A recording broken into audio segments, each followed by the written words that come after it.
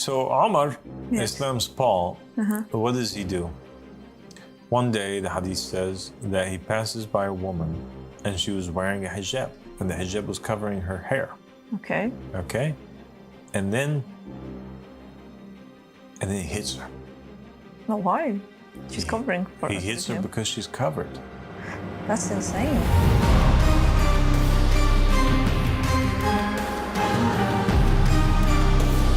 أعوذ بالله من الشيطان اللعين الرجيم بسم الله الرحمن الرحيم اللهم صل على محمد وآل محمد الإمام والمهديين وسلم تسليما السلام عليكم ورحمة الله وبركاته. My dear sister Sarah B, how are you? Obviously, Good to have you here. I'm truly honored to be here. The honor is mine.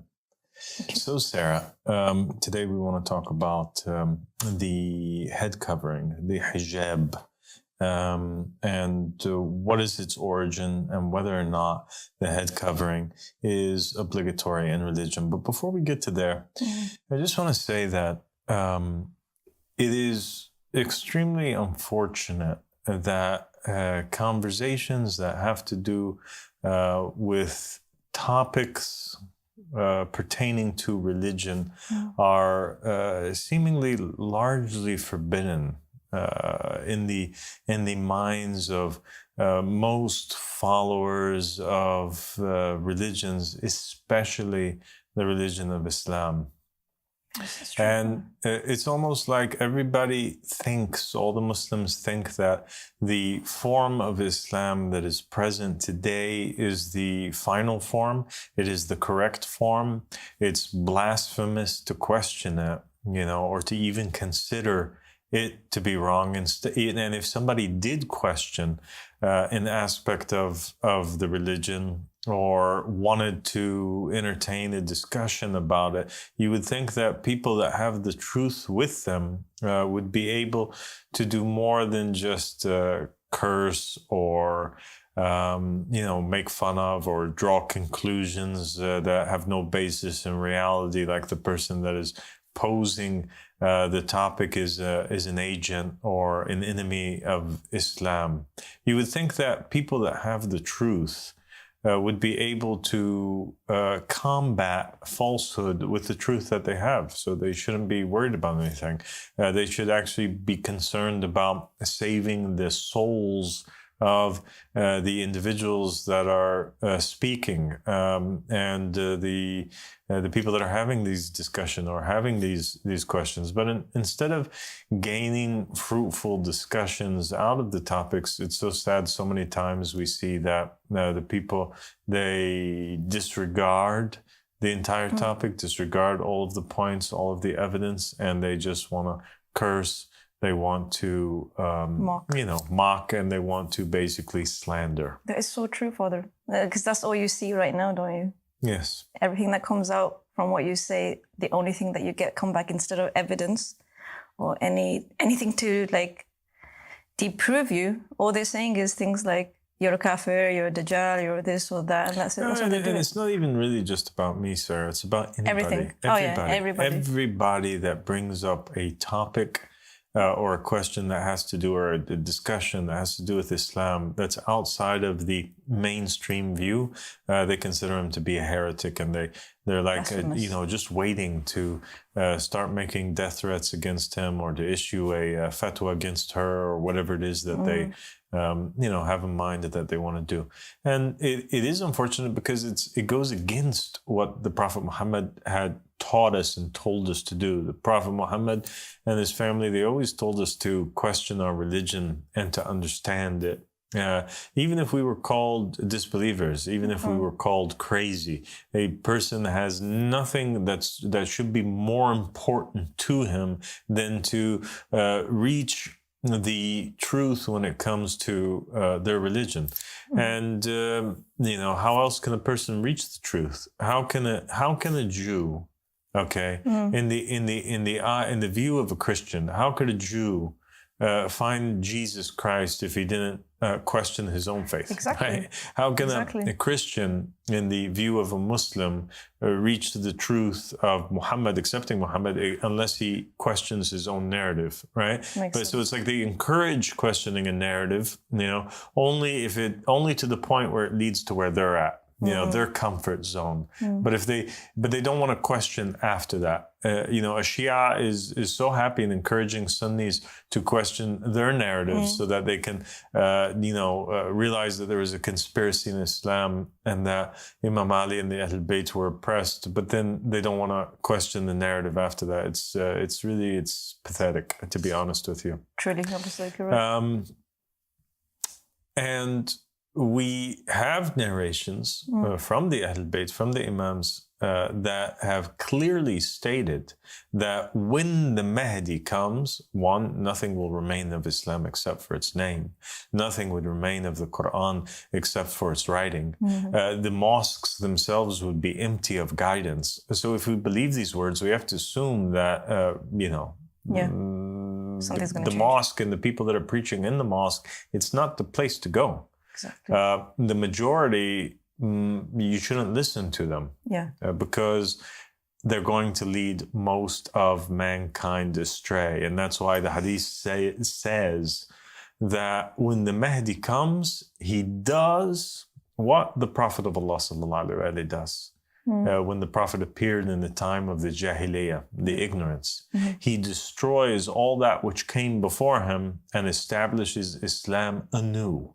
Which means what? Which means that the state of the Muslims in the time of the Mahdi, it's the same as they were in the time of Rasulullah, in a state of ignorance. They have no religion, and just like the Prophet had to bring Islam to life again and tell people about the religion, the Mahdi has to do the same thing. Except the Mahdi faces a harsher time, because the Prophet, during his time, they're just worshipping sticks and stones. But in the time of the Mahdi, everybody is using religion as an argument against him. Nonetheless, none of this stuff should stop us, and we're going to continue moving forward, and being a shining light in the darkness for all those who really wish to seek the truth. Yes, Father. So today's topic has to do with the head covering. Let's get into it. It's a heavy topic. It is a heavy topic. Head covering is a symbol of Islam now. Anytime you see a woman that's wearing a head veil, you think to yourself, Muslim. Yes. Right? Yeah. And most of the schools of thought within Islam consider that the headscarf is absolutely obligatory. It's a commandment that you can't break. And that it is in the Quran, and anybody who breaks it is a non-believer, really, and is going to end up going to hellfire. This is the opinion of most of the scholars. Some people, they consider, God's more merciful, but in general, it is like something which is fard. It's a farida. You have to do it. Okay, in the opinion of most people. Certainly, there are exceptions. When we look at Christianity, we also find, oddly enough, even though we don't see it on the normal, as a symbol of the normal Christian women or the normal Christian population, we still find that the nuns that are in the churches are wearing this full headdress. They're totally covering their hair. And you find in a lot of the paintings and imagery, film, you find women that are Christian, early saints, early Christians that were wearing this headdress. Yes. And many of the images that are associated with Mary, Mother of Christ, and almost all of them, you'll always find her wearing like some sort of headdress.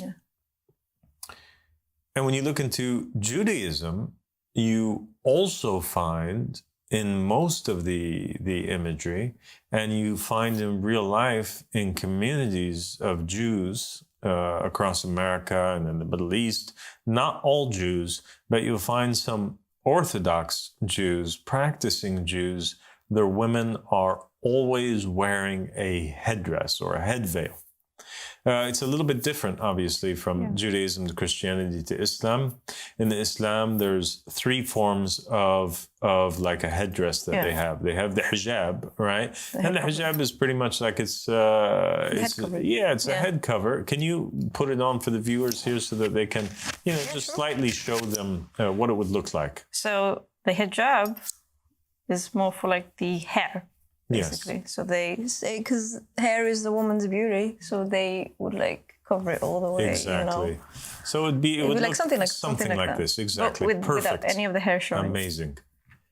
And then the second form is the khimar. Ah, yes. And the khimar, so it would basically be like a hijab, and it's covering, all the way, the face. Yeah. But the hijab, it's not short like a normal, I think like it goes you were all the way, demonstrating. It goes all the way down here to like the waist. Yeah. It will cover, it will extend. So it fully covers. The only thing that's showing is the full face, and the khimar extends all the way down to the belly or the waist region. Okay. And then you have the third form of a headdress in Islam, and that is the Nikab, and that's what's on the screen right now. If we can pull it up for the viewers, they can see there it is. It's and they have different types of Nikab.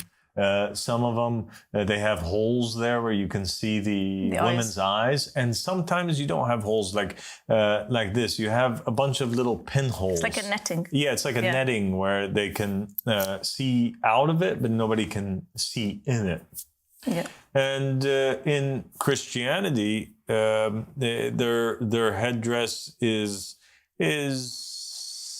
something that's in between the hijab and in between the khimar, depending on if they're a nun or if they're in early Christian or what it is that they're doing exactly. And we also have in Judaism these images right here, which are going to be displayed by our producer, that shows the headdress in Judaism. And you can see that in Judaism, many of the times, like there are parts of the hair that's showing depending on the school of thought that they come from, or, It's fascinating that there's like so many versions of it, and there's not just one, which is just cover yourself like. So at first glance, somebody would say to themselves, well, I mean, obviously, if Christianity, Judaism, and Islam, they all have the hijab in it, or a form of hijab. Obviously, this is from God. And obviously, each one of them, inherited this from their prophet or their messenger, because this was a divine commandment that was given to Muhammad, it was given to Jesus, it was given to Moses. Right? And that's why these people are doing this. So it seems like a strong proof. It's only when we go into the nitty-gritty, the small fine print of the religion, the details, when we investigate, when we choose to not listen to the preacher or the rabbi or to the imam from the mosque and just take their word as gold, because what they do is they stand there and they just say, it is obligatory. Yeah. But when you investigate for yourself, when you have enough self-respect for your own brain and mind, that you say, okay, look, I'm going to need to do a little investigation and see where this comes from. This is what you find. You find that in Judaism, God brings down all of these complex commandments and laws upon Moses. And these commandments cover pretty much every aspect of life that you can think of for 600,000 Israelites that are living with Moses at that time. It's covering, topics on, like that, basic ones. You can't murder, you can't steal, you can't fornicate. It speaks about what happens if your neighbor kills your animal by accident. It governs the trading and the laws of offerings to the Lord and how they have to live as a community. It governs everything. Everything. But one thing that is visibly missing from the laws that were given to Moses was a commandment from God that women wear a veil. This is not there. SubhanAllah. And I think that's quite shocking, in fact, that a religion would adopt a practice and the assumption would be made that it's based on a law that was given from God, but then we find that it's not there. God doesn't say it to Moses anywhere. He doesn't say, tell the women to cover up. Nor does Moses say it to his people. Okay. So then what is this based off of? Like, I wonder, actually. Yeah. It's based off of the writings of the rabbis. Oh. The rabbis, they make ijtihad. Ijtihad is an Arabic word that the scholars do when they don't have a particular law or a particular answer to a question that they want to reach. And so what they do is they, by means of logic and through their analyzing of scripture, Okay. They come to the conclusion themselves. A bit strange. How did they even come to that conclusion? Well, here's how they come to the conclusion. So in Numbers, there is this, I'm telling you, it's so complex. They have answers for all things. So there's this passage in Numbers where if a man has all of a sudden a feeling of jealousy. Yes. Okay. And he feels like, I don't know, I feel like my wife's cheating on me. Just a feeling. Just a feeling. Okay. But he never saw her cheating on him. He never heard from the neighbors that she was cheating on him. He never had a witness come forward, nor did he have a confession from the woman herself, nor was there a man who claimed that they were having an affair. It's just he has this feeling of jealousy. What does he do? Well, the Bible tells him what he does. And in Numbers, basically what he has to do is he has to take his wife and he has to go down to the priest. Okay. And basically over there with the priest, it says that she's to go in front of the priest and the priest is to unbind her hair. Okay. Okay. And then the priest is to make her read a curse, and he reads a curse and basically states that, if I am lying and if I was having a secret affair, that I'm not confessing about because my husband feels jealous, then I accepted the curse of God. And the curse of God would be that my womb would not carry children. I would always have like miscarriages and my belly will swell. Okay. Okay. And this will be the sign. So now if she confesses, great. If she don't confess, then they have to read this curse. They have to write the curse. They have to put the curse along with some dust from the tabernacle in the water. She has to drink the water. And after that, the curse will be upon her only if she's lying. Oh, wow. Okay. Yeah. So the rabbis, what did they do? They thought about it and they thought to themselves, the verse where it says that the priest unbinds her hair means that her hair was binded. Oh. It means that the people at that time, okay, that the women covered themselves. That's a bit of a stretch. It is an extreme stretch because maybe her hair was just tied in a certain way or tied up and he had to let the hair loose. But they understand that as there being that the women at that time were wearing, the biblical times during the time of Moses, and were wearing a head veil. They also take the Song of Songs that was written by Solomon, in which Solomon, it's a poem in which Solomon is speaking about his lover, and he's describing her.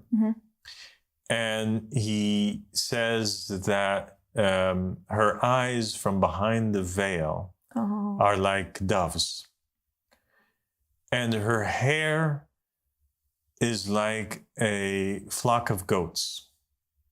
And so they say her hair is like a flock of goats. That means that hair can sexually excite a person. What a conclusion. And therefore, it is immodest and inappropriate that the woman not cover her hair.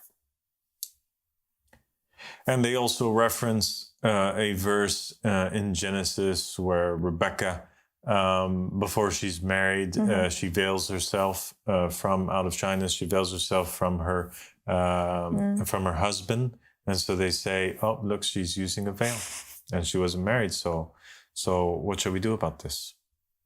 So there's no direct commandment. That's the point. That says in the Hebrew Bible that you have to.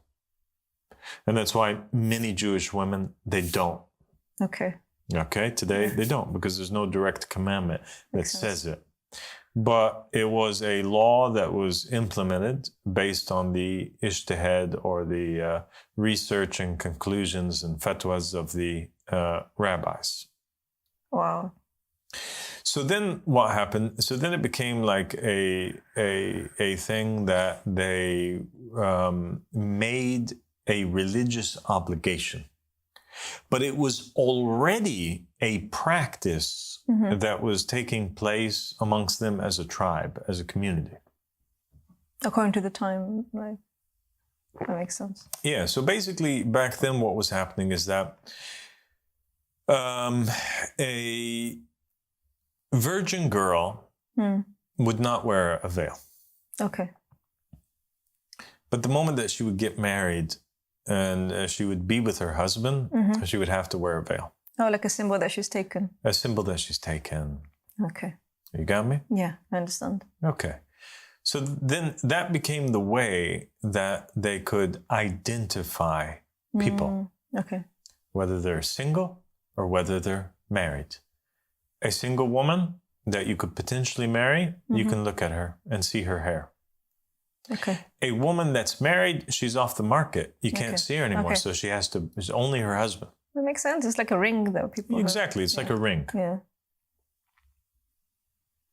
Now, that is in regards to the hijab.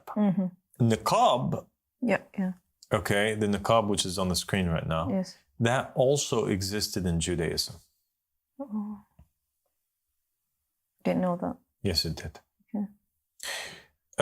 In the story of Tamar and Judah, basically what took place was that Judah, so he's one of the sons of Jacob, and he has a son. This is after Joseph, they oust him, and he's in Egypt. Judah has a son, and he marries her to a woman named Tamar. Shortly after they're married, his son dies. But it was Jewish law and practice, basically, it was the law, that if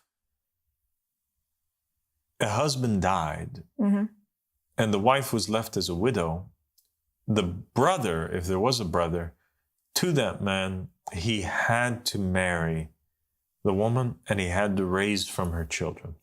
Okay? And the children would carry on the name and the legacy of the brother. Do you understand? Yes, fine.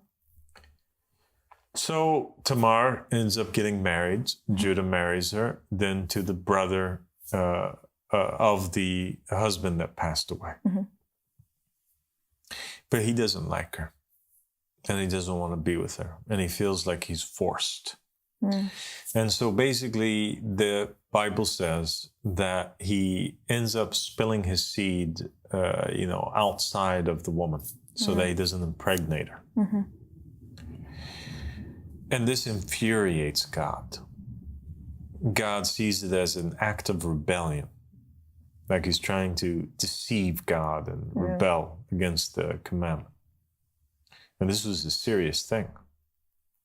The punishment for the person who would refuse to marry the widow of his brother is that he should be taken first to the priest, and if he's and they should talk some sense into him. But if he doesn't accept after that, they bring forward the widow, and she spits in his face. Oh, because what he's doing is dishonorable. Exactly, because what he's doing is dishonorable. So she'll spit in his face, and then they have to take off one of his sandals, and he's pretty much like cut off from his people.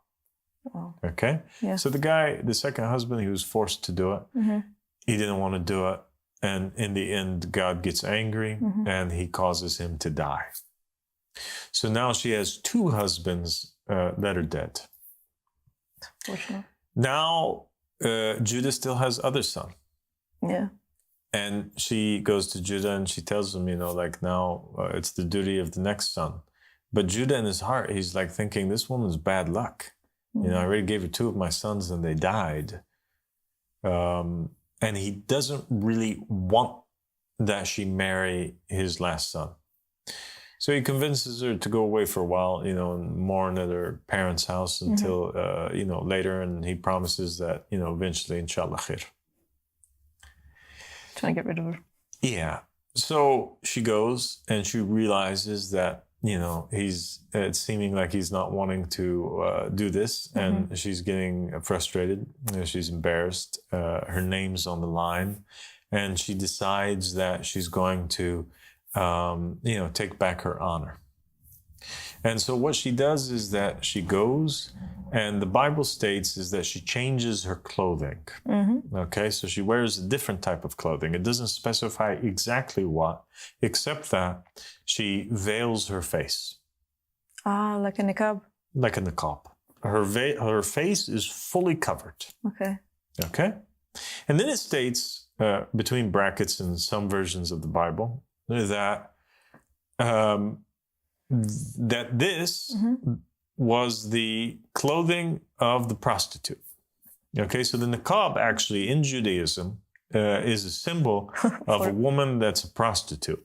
That's crazy. Not a holy woman, not a woman that's trying to draw close to God, but a prostitute. Yeah, exactly, a prostitute.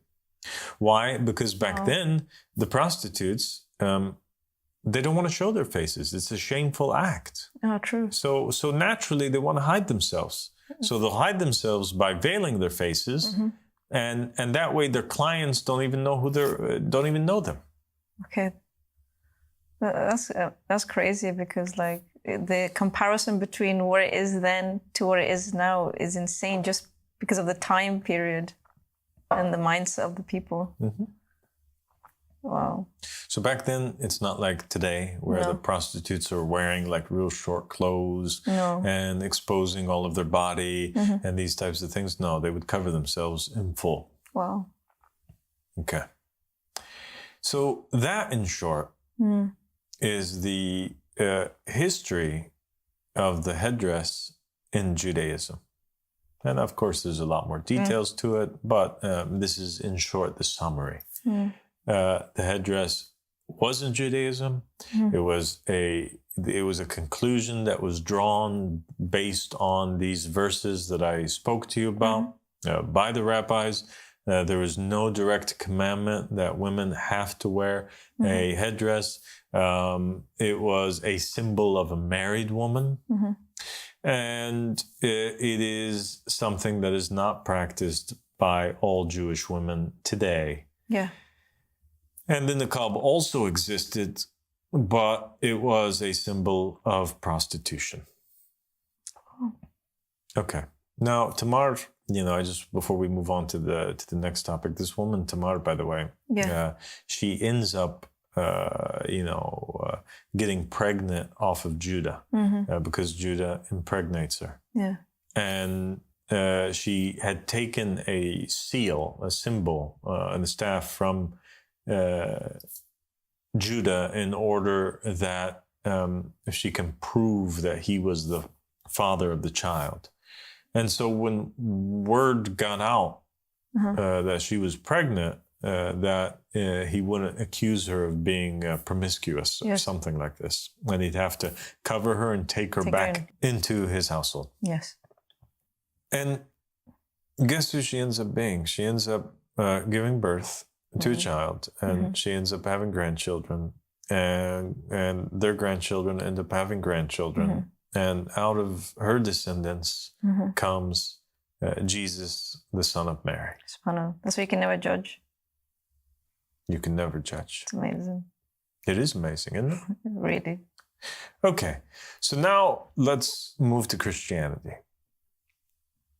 If the headdress was not a Mosaic commandment, and it was just tradition, really, maybe Jesus said something about it. Like, why are the nuns covering themselves? Exactly. What is the origin of the headdress? Maybe it came down in the fifth covenant, in the Jesuit covenant. Yeah.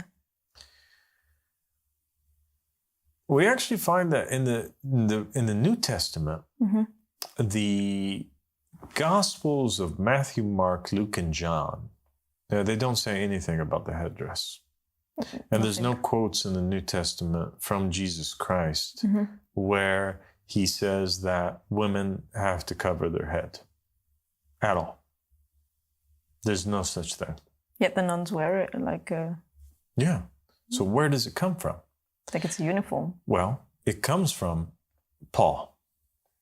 Okay. So Paul is this disciple. He proclaims himself to be the disciple to the Gentiles. Jesus, if you remember, he had 12 disciples. Yes. One of them, named Judas, betrayed. Yes. Okay, and then he was replaced with another disciple, who's not Paul. But then there was this guy. He was a Jewish guy who was living during the time of Jesus and his disciples, and he hated Christians so bad, and he would kill Christians. He would kill the followers of Jesus. And then one day, he says that he had a kashf, he had an epiphany, he had a revelation, a vision, that Jesus came to him and told him that he's going to be a disciple of his. Okay? And so he proclaimed himself a disciple and took it upon himself to go spread the word. And Paul, he spreads the word, but he's not on the same page as the disciples, and he's certainly not on the same page as Simon Peter, whom Jesus appoints as his vice-chair. And we can do a whole episode, inshallah, in the future about Paul. But in short, there's the New Testament itself preserves many arguments that take place between Paul and between Simon Peter. And Paul is pretty much calling Simon Peter a hypocrite. Okay, and accusing him of like in secret sitting with the non-Jewish people, the Gentiles, but then in the eyes of the people, he runs away out of shame. He accuses him of hypocrisy, accuses him of lots of things. That should be enough for someone who believes in Jesus and is vice-chair, the position of Paul. And Paul also differs with what Simon Peter says you have to do in order to be a Christian. Simon is saying that you have to circumcise your children, your boys, just like Jewish people do. Yeah. Paul's saying no. Paul is responsible, actually, for most of the conversions to Christianity that take place in Europe, and he's also responsible for the version of Christianity which exists today. He encourages in his version of Christianity to comply with the rulers of the world. Okay. He also teaches that it's not so much important to obey the laws of God, that it's more important to just believe in this idea that Jesus was God and that he was crucified for the sins of the people. And if you do that, then that's enough pretty much. It's true. That is the Christianity of today. But yet, Paul implemented some laws of his own. And one of them, which he speaks about on more than one occasion, is that women have to cover their hair. And he is insisting on it so much, they're saying if she don't, then she should shave her head bald. It's like, where does it draw the conclusion from? Well, the conclusion is, Paul's saying what? He's saying that all Christian men now, they should never wear a hat. That wearing a hat is offensive because now nothing is above them except for God. So God is above men. Men, okay. But women have above them men. Okay. And so they have to have the headdress over their hair.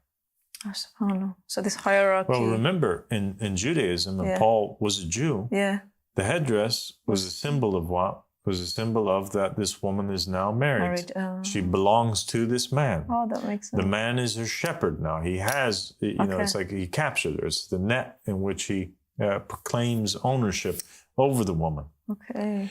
So Paul is saying that all women are underneath men, and so they have to wear this headdress, and he's extremely adamant about it.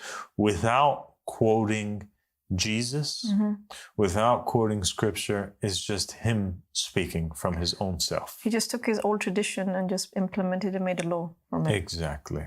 That's insane. And that is the origin of the hijab in Christianity. An invention by Paul, who never met Jesus, who was fighting with the vicegerent of Jesus and accusing him of hypocrisy. So unfortunate. And who was killing the followers of Jesus and had lots of their blood on his hands. It's unfortunate. Propagating the Jewish tradition that also does not have an origin from God. Okay, now we come to Islam. What is the origin of this idea that hijab is obligatory in Islam? People, they always reference in Islam, unlike Judaism and Christianity, they reference verses which they consider to be clear verses, in which God, through the Prophet in the Quran, is commanding women to wear the hijab. Yeah. And the verse states, and the women should strike their khimar over their jiyub. Jiyub. Jiyub means pockets. Interesting. Sometimes you'll find this verse translated as like that they strike it over their bosoms, their chest. But in reality, the word, it means like pockets. If you look it up in the dictionary, it will quote that verse from the Quran and it will say pockets. And or that which is in the pocket. That's interesting. Yeah. And you find out what does it mean? Yeah. And they say that it means that your outfit, your shirt. Because your clothing. You have pockets in your clothing. Yeah. You have an opening here where your head comes out, and you have openings where your hands come out. Okay. And you have an opening where, the rest of your body, your legs or whatever, will come out. And so everything that is in your pocket, your clothing, your body right here, you should strike the khimar over, the veil over. Oh, just like a... Yeah, so they say it's the same thing. You're striking it over your chest, you're striking it over your body parts that are within the pockets, because these are pockets, right? Okay, yeah. Like, these are pockets. Yeah. Oh, I had no idea. And further evidence that this is what it means is that the word in a singular form appears in another surah where God is commanding Moses to put his hand in his pocket, in the veiled area, right, his dress, and pull it out, and it will be shining. Oh, so it confirms that word. And what do they understand it to mean? Is that he has his shirt. He doesn't have a turtleneck on, but he has a shirt, and so he places his hand in like that. Okay. Oh. Do you understand? Yeah, totally. And he pulls it out.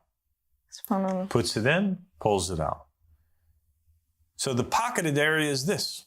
Yeah, the openings of your dress that you're wearing. Okay. So if a man could put his hand within his pocket like that, then perhaps the women at the time, they could also do that. So part of their chest is showing through their dress. Yeah. So the verse is saying, pull the veil over it. Pull the khimar over it and cover it. SubhanAllah. Okay? I understand. And Muslims from that time until today, they do not all agree or even have evidence for what the hijab is supposed to look like exactly. So for some people, this verse that I was telling you about, they say, okay, well, this khimar that the woman's wearing, that she has to strike over her chest, then that means that it was a head veil that was already covering their head, and now we have to extend it to cover all of the body. And so they get the khimar idea to mean that which extends from the head, covers the hair, and goes all the way down. This is exactly what the rabbis did with the... Yeah, they're coming to their conclusions. Other ones state, no. Yeah. There's a hadith that we heard a companion say. Okay. That the woman, all of her, is an aura. It's something that's like seductive. Seductive, yes. If you look at her, it will excite you, the whole thing, even her face. And so the veil has to cover the hair, has to cover the face, has to cover the eyes, has to cover the chest, has to cover everything. And so for these Muslims, the niqab is that which was made obligatory. Okay. The hijab for them is the niqab. The niqab is the proper hijab. Yeah, for the real one. It's the real hijab. While some Muslims think, no, the face and the hands are okay. Okay. Because there's another hadith. There's so much. There's another hadith in which another companion states that that he heard the Prophet say that the aura of a woman is everything except for her face and her hands. He points at her face and at her hands. And some people say, oh, well, actually, when he was pointing at her face, he also meant her hair too. And so that for that reason, hijab is not obligatory. A small group will say that. Oh, okay. You know, the women that don't believe in that hijab is obligatory, but that you should just cover yourself modestly. Scary how many conclusions they're all drawing. And the general population of Muslims around the world, they just stick to, okay, well, we should just cover our hairs. Yeah.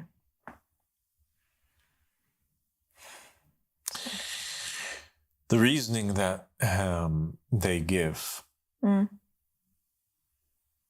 for that God, makes it obligatory that a woman wears a hijab is because they say that she is a sexual exciting object, something that will cause men to basically to fall.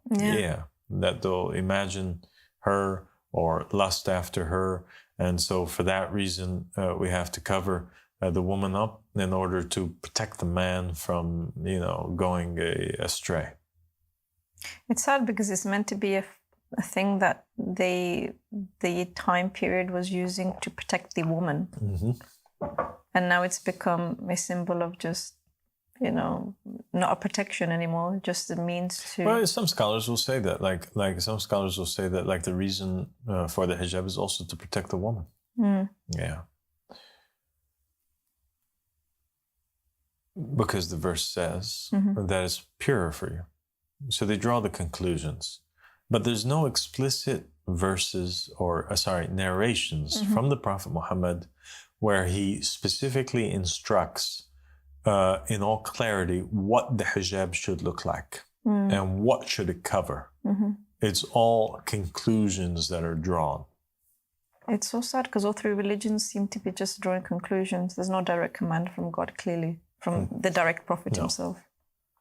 There are some traditions, a few of them, from Imam al-Rida, Shia traditions, that where somebody asks the Imam about the hijab. So look now, like Imam al-Rida is the 8th Imam. Okay, right. So now the Prophet passes away. Imam Ali passes away. Imam Hassan passes away. Imam al-Hussein passes away.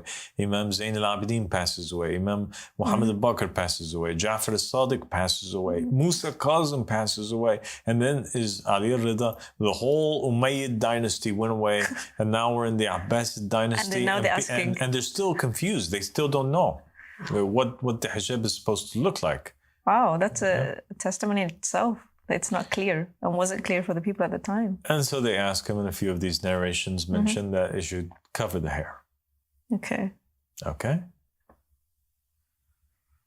And yet, we find that there is a little bit of a contradiction that's taking place in the Muslim Ummah during that time period. Oh, what is that? I was like, it's crazy, Sarah. So there is this hadith that states, and it's a Sahih hadith, that Umar ibn Khattab, okay, and this guy was like for the Sunni Muslims the symbol of like wanting to protect the woman. And wanting like women to be covered, wanting to protect men from women. He is like the Paul of Islam, this guy. Very clear. And this guy added lots of things to Islam. We should also do a whole episode about him, about how he changed the adhan and he added in there as-salatu khayrun min an-nawm, and he took out things, added things to the religion of Islam. So Umar, Islam's Paul, what does he do? One day, the hadith says that he passes by a woman and she was wearing a hijab, and the hijab was covering her hair. Okay. And then he hits her. No, why? She's covering for He hits her because she's covered. That's insane. He hits her because she's covered. Absolutely. He hits her because she's covered. Because he asks her, are you a free woman? And she says no.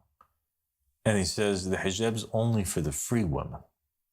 Hijab is only for the free. And he hits her so that she unveils herself because she was a slave girl. Because of the society. Yeah. So just like in Judaism. Yeah. Where you have the virgin. Yeah. She would not wear hijab. No. And in society over there, the married woman would wear the hijab. Over here, it was forbidden in society that the woman who was a slave should wear the hijab. Oh, because it's a symbol of a because the awra, that which is deemed lustful or seductive for people, that which should be covered for a slave girl, is different than for a free girl. Okay. For a slave girl, it's only from her belly to her knees. Okay. Yeah. And that's why in Islam, during those time periods, all of the slave women were topless, and their hairs weren't covered, and their body was totally showing. And for years and years after that, they would be sold in the market. And you even have, so you have many paintings which demonstrate this, and we hope that the producer can put them in. And also photographs. Yeah. Even of minor girls during the Ottoman Empire. Yeah. Okay.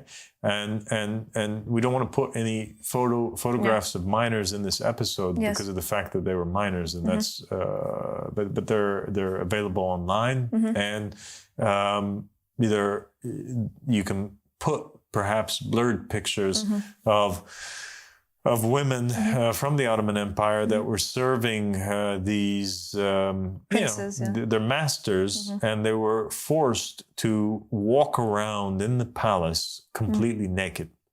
Yeah, open for them to see, basically. Open for them to see. Yeah. And on the marketplace, they were sold openly. So if the argument for the existence of hijab is to protect women, or to protect the men from being aroused by naked women in society, that don't even make sense, because they were all over the place. Exactly. They were serving them in their homes naked. Yeah. They were walking around in the streets naked. Exactly. They were being sold in the marketplace naked. So it has nothing to do with morality in society. Clearly not. Absolutely not. You made it very clear.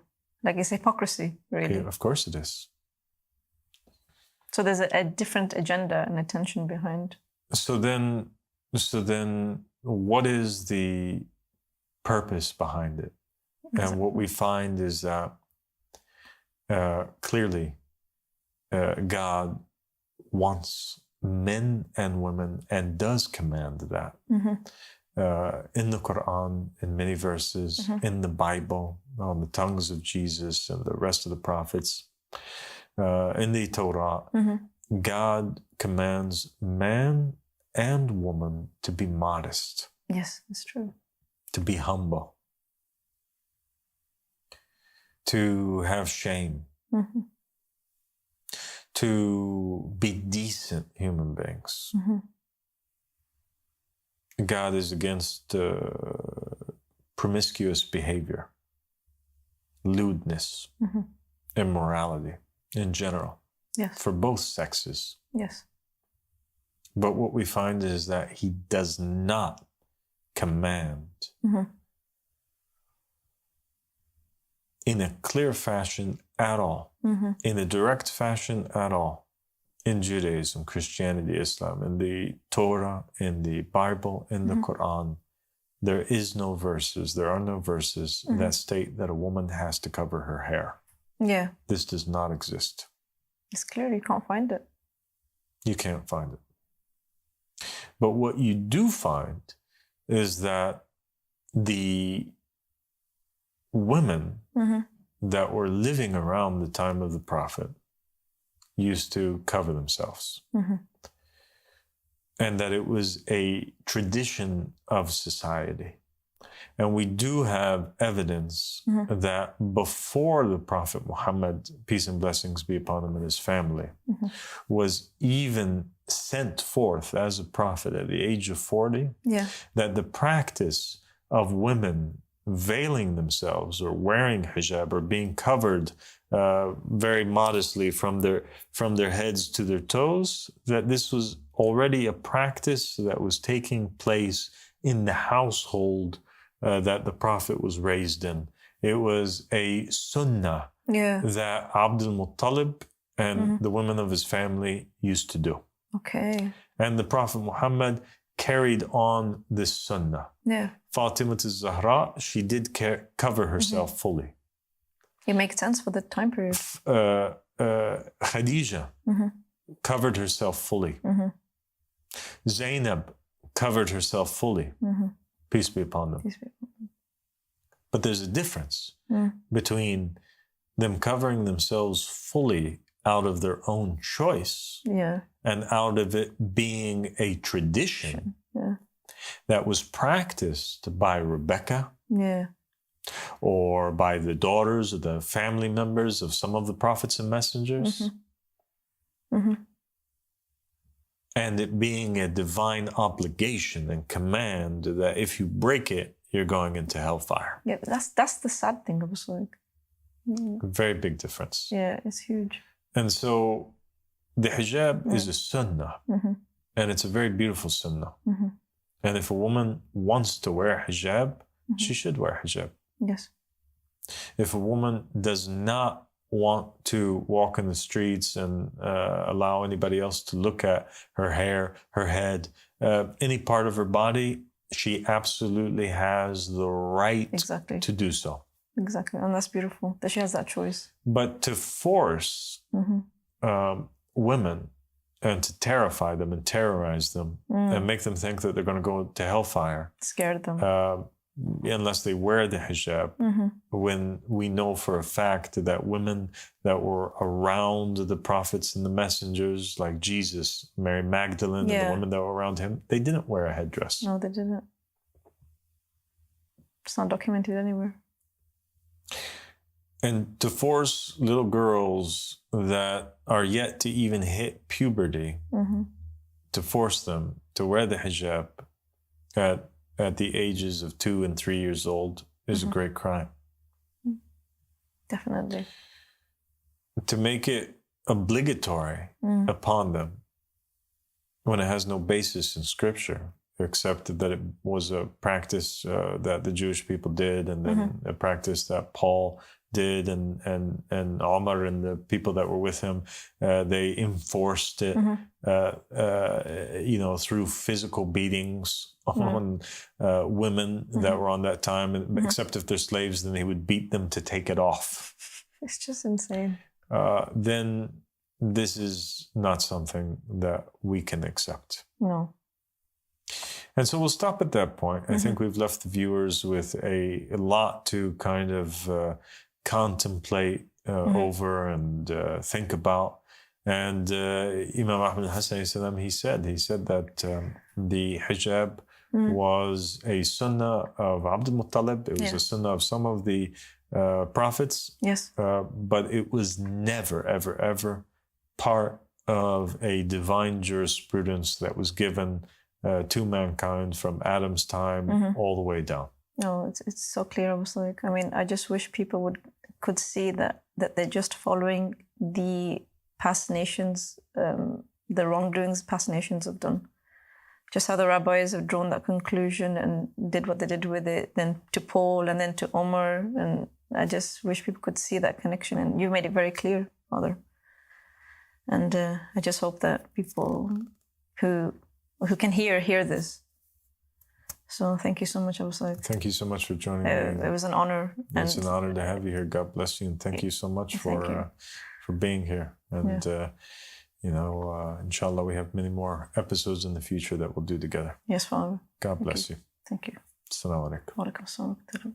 I am so grateful and honored that the riser of the family of Muhammad has come out and finally liberated women and given us the truth of the stance of hijab. Why? Because all my life, personally, and all the women I knew, they have been dismissed and shunned, and especially when they speak on behalf of religion or express their beliefs or claim to be Muslim, they are automatically just looked down upon just because they're not wearing a head covering. Her whole heart, her faith, and her relation with God is just thrown out the window just because she's not covered. It's really sad that if I even appear on a video or I come out to talk about religion, people don't want to hear from me just because I'm not wearing a head covering. And just based on that, a woman wearing a head covering or not, people have already come to the conclusion and judgment that she's either bad or good. And who are we to judge? And he has come forth and told us that only God can judge a person's relationship with him, and that it was never part of God's commandment, and that why it was in society is because of the scholars' own interpretations of things. And you don't understand how freeing that is to know that it's not from God, because the people pushing it that it's from God is what terrified many women across the whole world, that they're not good. They would actually question their own beliefs due to not wearing a piece of clothing upon their head. And that was very sad. And truly, he's proven that he is a man from God who has come forth to spread justice and equity